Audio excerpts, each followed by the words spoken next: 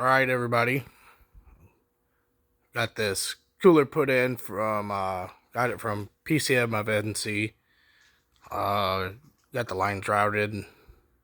Everything seems to be pretty good. So this top hose comes off the radiator. Okay, the bottom hose is the return back to the transmission. So basically I routed it through there. And here's the basically the the one off the radiator, and then this is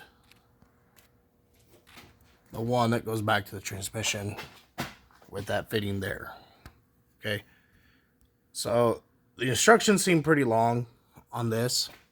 This is a 2008 Pontiac G8, 6-liter.